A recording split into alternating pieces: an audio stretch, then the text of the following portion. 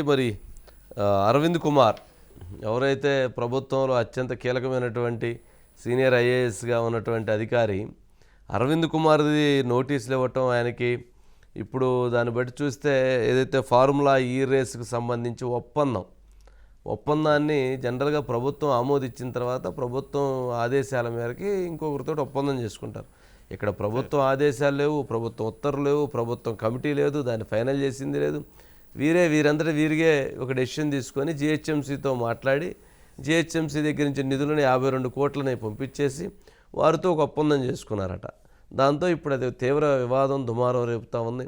ఇది రేపు రాబోయే రోజుల్లో చాలా సీరియస్గా అరవింద్ కుమార్ మెడకు చుట్టుకోవాల్సింది అసలు వేరేది, ఆయన చేసినటువంటి వేరే, కానీ ఇప్పుడు దీంట్లో ఆయన మెడకు చుట్టుకుంటుంది అనేటువంటిది తీవ్రంగా వినిపిస్తుంది. దీని ప్రభావం, దీని ఇబ్బంది, దీని సమస్య మరి అరవింద్ కుమార్ని ఎటువంటి ముప్పు తెప్పలు పెట్టబోతుందో చూడాలి. ఎందుకంటే అరవింద్ కుమార్ మీద, నవీన్ మిట్టల్ మీద, కొంతమంది బృందాల మీద ప్రభుత్వానికి తీవ్ర అసంతృప్తి ఉంది. అంటే ప్రస్తుతం ముఖ్యమంత్రి గారికి గతంలో వీళ్ళందరూ విమర్శలు చేశారు వారి మీద. ఏంటి మధు, దీని మీద ఏంది మరి? అరవింద్ కుమార్ మరి దొరికినట్టేనంటావా లేకపోతే ఏంటి సార్? అసలు ఈ మొత్తం వ్యవహారం ఎలా బయటకు వచ్చిందంటే సార్, ఎవరైతే కాంట్రాక్ట్ తీసుకున్నటువంటి కంపెనీ ఉన్నారో వాళ్ళు ఒక నోటీస్ పంపించారు కాంగ్రెస్ గవర్నమెంట్కి, ఉన్నటువంటి గవర్నమెంట్కి. ఆ నోటీసులు ఏంటంటే ఇప్పటి వరకు కూడా మీరు 52 కోట్ల రూపాయలు అయితే పే చేశారు కదా, ఇంకా బ్యాలెన్స్ మీ దగ్గర నుంచి రావాల్సినటువంటి అమౌంట్ ఇంకొక 52 కోట్ల రూపాయలు మాకు రావాలి, ఆ డబ్బులు మాకు పంపించండి అని ఒక నోటీసు గవర్నమెంట్కి పంపించారు సార్. పంపిస్తే ఇదేంది, అసలు ఎవరు పంపించారు, ఎందుకు పంపించారు, ఎలా పంపించారు అని అక్కడ వ్యవహారం అంతా స్టార్ట్ అయింది.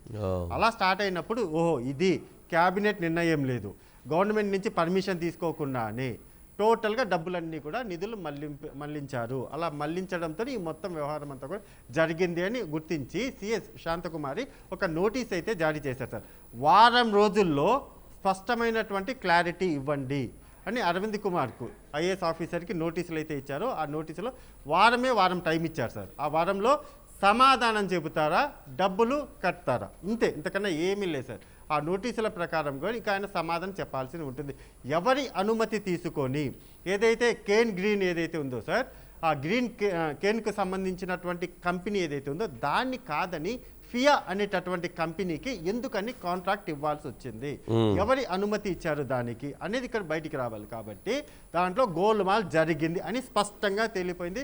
ఆ గోల్మాల్లో మొత్తం వ్యవహారం అంతటికీ కూడా care of address Arvind Kumar. So ఇప్పుడు అరవింద్ కుమార్ సమాధానం చెప్తారా, లేకపోతే డబ్బులు వెనక్కి తీసుకొని వస్తారా, లేకపోతే ఐఏఎస్ అయినా ఎవరైనా సరే ఇష్టం ఉంటే పని చేయండి, ఇష్టం లేకపోతే చెప్పండి అని రేవంత్ చాలా స్పష్టంగా చెప్పేశారు. కాబట్టి డెఫినెట్గా చాలా కీలకమైనటువంటి పరిణామం 1 వీక్ తర్వాత అయితే మనం చూడబోతున్నాం. ఐఏఎస్ ఆఫీసర్ అరవింద్ కుమార్ ఎవరైతే ఉన్నారో ఆయన చాలా కీలకమైనటువంటి పదవుల్లోనే 9.5 సంవత్సరాల పాటు పనిచేశారు. కాబట్టి ఆయన ఇదొక్క దాంతోనే కాదు, ఒక కేవలం ఇప్పుడు ఉన్నటువంటి ఈ రేస్ ఏదైతే ఉందో దీనికి సంబంధించే కాకుండా మిగిలిన అనేక కోణాలు ఉన్నాయి. కాబట్టి ఒక్కొక్క చిట్టా విప్పుతున్నారు.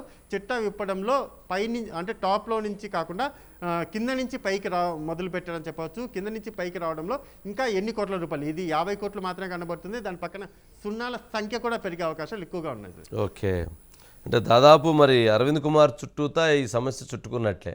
మరి వీటితో పాటు ఇక ఎన్ని వస్తాయో ఏమొస్తాయో, అసలు ఎన్నెన్ని తవ్వే కొన్ని రోజు ఒకటి తవ్వుతున్నట్టుంటారు. ఇంతకుముందు కూడా ఏదో ఒకటి ఆ బీఆర్ఎస్ నేత ఎవరో కుర్రవాడు ఏదో మిడ్ డే మీల్స్లోనే అరవింద్ అలిశెట్టి సార్, ఏంటది చెప్తాను సార్. అరవింద్ అలిశెట్టి, ఇక్కడ ఒక అరవింద్, ఇక్కడ కూడా అరవింద్. ఈరోజు ఇద్దరు అరవింద్ల స్టోరీ చెప్పుకోబోతున్నాం సార్. మనం ఆల్రెడీ ఒక స్టోరీ చెప్పేశాం కాబట్టి ఇక అరవింద్ అలిశెట్టి ఎవరైతే ఉన్నారో బీఆర్ఎస్ పార్టీకి సంబంధించినటువంటి పబ్లిసిటీ వింగ్ ఏదైతే ఉంటుందో ఆ పబ్లిసిటీ వింగ్ కి సంబంధించినటువంటి మొత్తం అతనే చూసుకుంటూ ఉంటాడు. బీఆర్ఎస్ పార్టీలో ఉన్నటువంటి ముఖ్య నాయకులు ఎవరైతే ఉన్నారో వాళ్ళు పలానా చోటికి వెళ్తూ ఉన్నప్పుడు అక్కడ ఫ్లెక్సీలు ఏర్పాటు చేయడం, పెద్ద పెద్ద కట్అవుట్స్ ఏర్పాటు చేయడం, ఇదంతా కూడా అరవింద్ అలిశెట్టి పని. సో అరవింద్ అలిశెట్టి ఏం చేశాడు, చాలా స్మార్ట్ వర్క్ చేశాడని చెప్పొచ్చు సార్. ఇంత స్మార్ట్ వర్క్ అంటే అది ఫేక్ జీవోలు ఉంటాయి కదా సార్, ఫేక్ జీవోలని క్రియేట్ చేశాడు. క్రియేట్ చేయండి సంతకాలను కూడా ఓన్గా అతనే సంతకాలు, ఎవరైతే మంత్రి కావచ్చు లేకపోతే అధికారి కావచ్చు, ఆ సంతకాలు క్రియేట్ చేయడం, అవన్నీ క్రియేట్ చేసి ఏం మోసం చేశాడంటే బెంగళూరుకు సంబంధించినటువంటి ఒక కంపెనీ ఉంది సార్. ఆ కంపెనీకి తెలంగాణలో మధ్యాహ్నం పూట పెట్టేటటువంటి భోజనం ఏదైతే ఉందో దాన్ని ఆ కాంట్రాక్ట్ మీకు ఇప్పిస్తాము, సో ఇప్పించడమే కాదు, వచ్చేసింది ఇంకా మీకు ఆ కాంట్రాక్ట్ మీదే, జీవో ఇది అని కూడా వాళ్ళకు చూపించి వాళ్ళ దగ్గర నుంచి 4 కోట్ల రూపాయల మనీని తీసుకున్నాడు. అలా మనీ తీసుకున్న తర్వాత ఇంకా ఎంతసేపటికి వాళ్ళకి కాంట్రాక్ట్ రాలేదు. ఇంకా సరే అధికారంలో బీఆర్ఎస్ పార్టీ ఉంది కాబట్టి ఇంకా అడిగితే ఏమవుతుందని ఇన్ని రోజుల పాటు సైలెంట్గా ఉన్నటువంటి ఆ కంపెనీ ఇప్పుడు మొత్తం వ్యవహారానికి సంబంధించి పలానా చోట మేము డబ్బులు కట్టాము, అరవింద్ అలిశెట్టి మా దగ్గర నుంచి 4 కోట్ల రూపాయలు తీసుకున్నారు. ఎందుకోసం తీసుకున్నానంటే భోజనాలకు సంబంధించి మధ్యాహ్నం పేద ప్రజలకు ఏదైతే భోజనాలు పెడతారో ఆ ప్రాజెక్టు మాకు ఇస్తామని ఒకే ఒక మాటతో ఫేక్ ఐడీలు చూపించి ఫేక్ జీవోలు చూపించి మా దగ్గర నుంచి డబ్బులు తీసుకున్నారు అని విత్ ఎవిడెన్స్ అన్నీ కూడా హైదరాబాద్ సిసిఎస్ పోలీసులకు అప్పచెప్పారు. సిసిఎస్ పోలీసు సింపుల్గా వెళ్ళారు, అరవింద్ని పట్టుకొని తీసుకొని వచ్చారు, ఎంక్వైరీ చేస్తున్నారు. అయితే అరవింద్ అలిశెట్టి వెనుక ఒక మంత్రి ఉన్నారు సార్. ఆ మంత్రి మొత్తం ఇతనికి ఏం కావాలన్నా కానీ, ఏ విధమైన సహాయం కావాలన్నా కానీ అప్పట్లో చేసేవారు. ఇప్పుడు ఆ మంత్రి కూడా బయటికి రాబోతున్నారు. ఆ ఎక్స్ మినిస్టర్ ఎవరైతే ఉన్నారో ఆ మంత్రి బండారం కూడా బయటికి రాబోతుందా అనేది కూడా చాలా ఇంపార్టెంట్ సార్.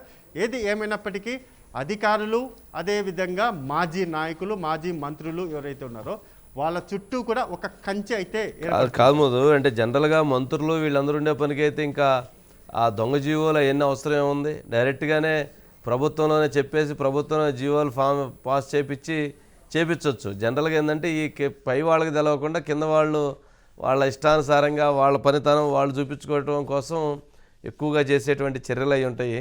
మరి చూద్దాం, మరి ఇదైతే ఇంతతోటి అయిపోదు. ఇది రాబోయే రోజుల్లో ఇట్లాంటివి ఎన్ని వస్తాయో ఏమొస్తాయో. ఇప్పటికీ ఆ రియల్ ఎస్టేట్ పంచాయతీలని తెగ వస్తున్నాయి, ఈ ఒక పక్క వస్తున్నాయి, అయ్యో పక్క వస్తున్నాయి.